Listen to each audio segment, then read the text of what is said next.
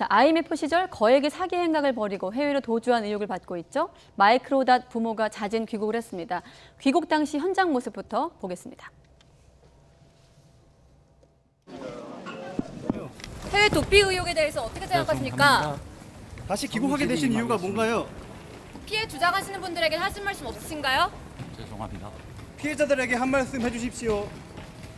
IMF 때라서 어쩔 수 없는 상황이었고 죄송합니다. 조사에 성실히 임하겠습니다. 네. 이 사건 같은 경우는 사실 뭐 개인사라고도 볼 수 있겠지만 연예계의 어떤 비투 사건을 촉발시킨 계기가 됐다는 점에서 좀 더 논란의 불씨가 좀 커졌던 것 같고, 자, 또 피해 규모도 크다 보니까 좀 짚어볼 부분들이 있는 것 같습니다. 일단 앞서 들으셨지만 한마디가 들어왔습니다. IMF 때라 어쩔 수 없었다. 현장 모습 어떻게 보셨어요?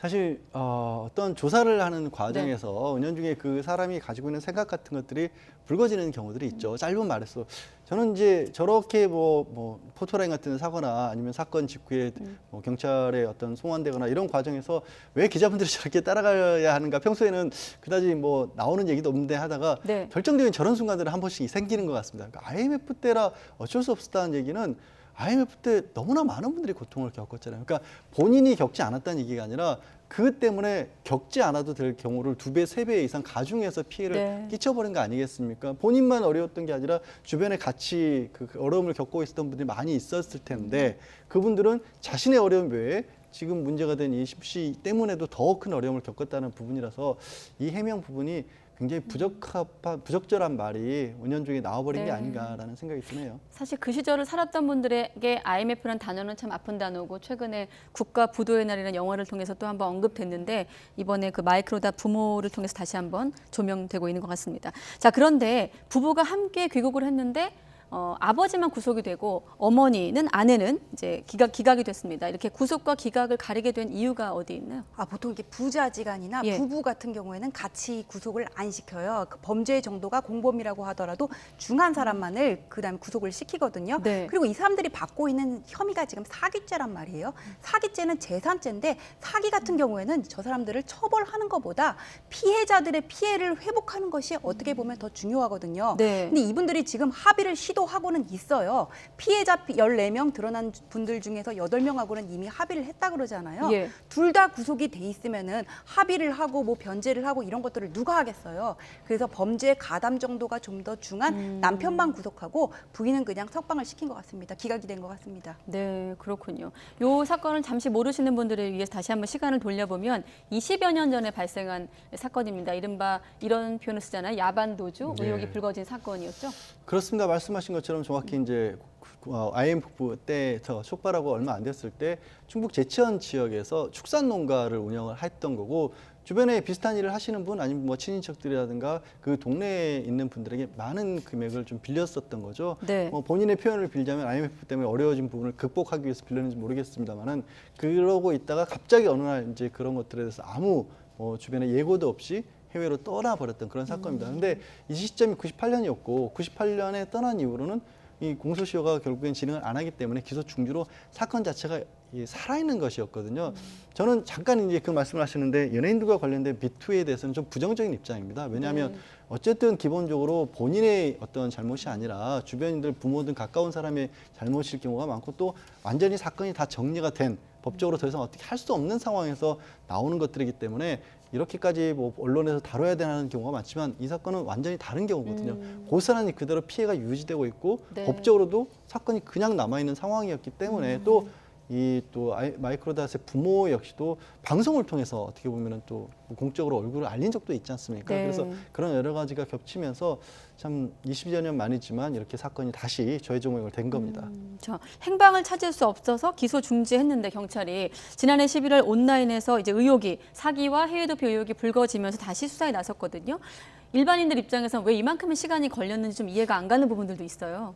그러니까 네. 11월에 이 의혹이 불거졌고 그 인터폴을 통해서 적색 수배를 요청한 것도 지난해 12월이라 네. 그래요. 근데 저분들이 지금 인재 귀국을 한 거잖아요. 처음에는 뭐라 그러냐면은 여권 문제 때문에 2, 3주 시간이 걸린다고 YTN과의 인터뷰를 통해서 그렇게 얘기를 했어요. 근데 그랬죠. 예. 2, 3주가 지나고도 계속 안 오니까는 이거 왜 안 오냐, 도피하는 거 아니냐 이런 얘기들이 있었는데 만약에 저분들을 강제로 송환한다면 뉴질랜드 법원에 승인이 있어야 되기 때문에 네. 시간이 걸릴 수밖에 없어요. 그런데 자진해서 소환한다면 시간이 걸릴 이유가 없거든요. 제가 생각하기에는 아무래도 저분들이 뉴욕에 있었다는 게 드러난 것도 이 아들의 연애 활동을 통해서 그런 거잖아요. 와가지고는 좀 변제를 통해서 합의를 하고 좀 처벌을 경감하려는 목적이 있었던 것 같아요. 그런데 이거 빚을 갚기 위해서는 우리가 과거에 누구한테 얼마를 뭐 이렇게 빌려 썼고 그다음에 얼마를 갚아야 되고 이렇게 변제 계획을 세워야 되는 거잖아요. 네. 그래서 그것들을 계산하고 뭐 남은 재산을 좀 정리하고 하느라고 좀 시간이 길어진 게 아닌가 그런 생각이 듭니다. 자, 이 마이크로닷 부모를 면회하고 온 피해자들이 있습니다. 여전히 분노를 하고 있는데 한번 들어보겠습니다. 네. 혐의는 어디까지 인정하시는 건가요? 열심히 해결하려고 들어왔으니까 조금만 기다려 주십시오. 2년 동안 연락 한 번 없다가 터지니까 이제 와서 전화해가지고 합의해달라 그래놓고는 처음 얼굴 본 거 아니야 20년 만에. 첫마디가 지가 잘못했다 소리가 먼저 해야지. 네, 20년 만에 그럼 첫 마디가 잘못했다는 소리를 먼저 해야지라는 피해자 얘기를 들어봤는데 피해자들은 좀 합의를 보려고 하는 것 같아요. 앞서 말씀하신 것처럼 좀 원금을 받기 위한 목적이 있을 것 같은데 쉽지 않아 보이는데 왜 그런 거죠? 뭐 피해자 입장에서는 네. 원금뿐만이 아니라 그동안에 20년 동안에 그것 때문에 겪은 어려움들이 굉장히 여러 가지가 많았지 않습니까? 네. 돈 이상이었던 피해 또 말씀하신 것처럼 IMF 때였기 때문에 더 큰 피해가 있었기 때문에 그때 당시 20년 전에 원금만 가지고 합의를 본다라는 게 어떻게 보면 도저히 받아들이기 어려울 수도 있고 또 한편으로는 또 이런 것도 있을 겁니다. 이제 피해를 입은 쪽에서 당시로 봐서는 뭐 차용증이라든가 뭐 이런 것들을 작성하지 않았을 경우가 많죠. 그냥 네. 현금으로 거래했을 경우도 많고 우리가 20년 전에 거래했던 형태들이 대부분 그랬기 때문에 그러면 피해 입은 쪽에서 다 주장하는 그 피해를 또 마이크로닷 부모 입장에서는 도의적으로는 어떨지 몰라도 법적으로 이것까지 한꺼번에 책임을 지지 않으려 할 수도 있거든요. 그러니까 그런 과정에서 양쪽의 갈등 요소가 분명히 있는 거죠. 네. 지금 현재 상황에서 이 사건을 바라보는 두 가지 측면은 하나는 이제 이 부모 마이크로닷 부모의 어떤 처벌 수위와 또 한 가지는 마이크로닷의 책임 여부 아니겠습니까?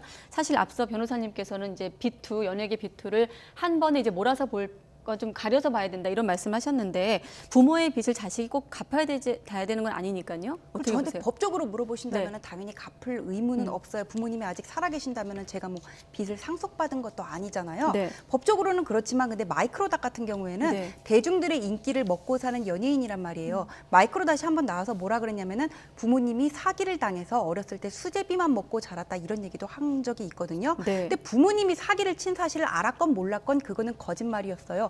알았더라고 하면은 당연히 사기를 당했다고 했으니까 거짓말이고 몰랐다고 하더라도 왜 사기를 당했다고 없는 말을 지어내는 거예요. 이미 대중의 신뢰를 잃었거든요. 네. 얼마 전에 한 유튜브 연예 채널에 이 마이크로닷이 인터뷰를 하면서 나 사진 찍지 마세요 그러면서 본인은 고급 승용차를 타고 갔다. 그 승용차가 누구의 명의인지는 모르지만은 그 유튜브 채널에서는 저거를 만약에 마이크로닷 거라면은 팔아서 갚을 수도 있을 텐데 그런 말을 했거든요. 뭐 우리가 그 실체적인 사실관계를 정확하게는 알 수가 없어요. 그런데 마이크로닷이 뭐 대중의 인기를 먹고 사는 사람이었고, 그다음에 저게 사건이 불거지게 된 것도 본인이 부모님 인터뷰하면서 지금 저렇게 된 거잖아요. 네. 그래서 저는 여기까지 왔으면은 본인은 그러니까 연예인으로서 충분한 지금 경제 활동이 가능한 사람이잖아요. 그래서 도의적인 책임은 있다고 보고, 만약 나는 도의적인 책임이 없다, 나는 법적인 책임이 없기 때문에 끝까지 갚지 않겠다고 얘기를 할 수는 있지만은 그러려면은 대한민국에서 계속 연예인 활동을 하기가 힘들지 않을까 생각합니다. 그렇군요. 그럼 지금 상황에서 볼 때 처벌 수위는 어느 정도라고 예상할 수 있겠습니까? 일단 네. 이제 현재 피해 금액 자체가 한 6억 원 가량이라고 얘기가 나오고 있거든요. 20여 년. 20여 년 전 원금으로 따져봤을 때, 근데 이제 그 부분을 좀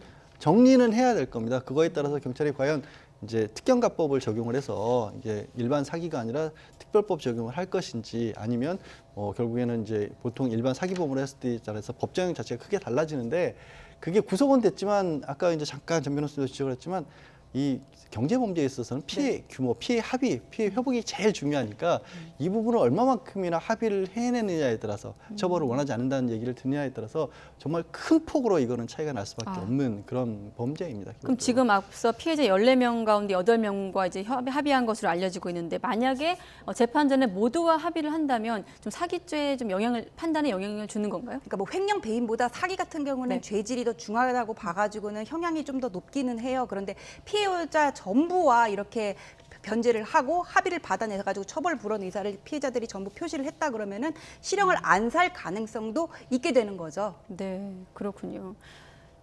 지금 보면 이 부분은 어떻습니까? 그 마이크로 닷 이모처럼 차용증이 없는 등 피해 규모를 좀 입증할 방법이 없는 피해자들의 어떤 구제 방법은 없을까요? 현실적으로 그럴 경우에는 정말로 구제받기가 어렵습니다. 왜냐하면 이미 그렇게 차용증 같은 것도 없었고 중간에 뭐 법적으로 이걸 뭐 독촉을 한다고 그래야 될까요? 이럴 가능성도 거의 없거든요. 그럼 이제 민사상으로는 소멸시효도 다 흘러서 법적인 의무도 없을 가능성도 높고 또 그나마 지금 이제 사기로 갈 수 있는 부분에 사기 피해자 같은 경우는 말씀드린 바와 같이 공소시효가 살아있기 때문에 그 부분을 해결을 보기 위해서라도 적극적으로 합의에 나서는데 아무런 어떻게 보면 증거가 없는 경우에는 그 부분에 대한 배상을 받기가 정말로 어려울 것으로 보이고 한편으로는 이게 또 약간 갈등을 부추기는 측면도 있습니다. 어떤 말씀이냐면 이렇게 이제 증거가 없는 경우에 이제 피해를 입은 입장에서는 뭐 상대방이 인정을 해주기를 좀 바라는 그런 얘기를 할 수 있는데 이제 뭐 가해자라고 표현하겠습니다. 이렇게 그 돈을 꾼 속에서는 이걸 내가 뭐 죄송하다 잘못했다라고 얘기를 하는 순간 또 빚을 그대로 인정하는 어떤 얘기가 될 수 있기 때문에 없던 증거가 여기서 또 만들어준다는 생각도 할 수가 있거든요. 제가 그게 뭐 나쁘다 좋다는 도의적 판단을 하지 않겠습니다. 다만 그런 어떤 현실적인 문제가 있기 때문에 서로 이런 일이 벌어졌을 때 죄송합니다, 뭐 잘못했다 이런 얘기가 먼저 나오지 않게 되는 그런 어떤 원인도 하나가 되고 있습니다. 네, 알겠습니다. 마이크로닷 부모 얘기까지 해봤습니다. 양지열 변호사 그리고 전지현 변호사와 함께 알아봤습니다. 고맙습니다. 네, 고맙습니다.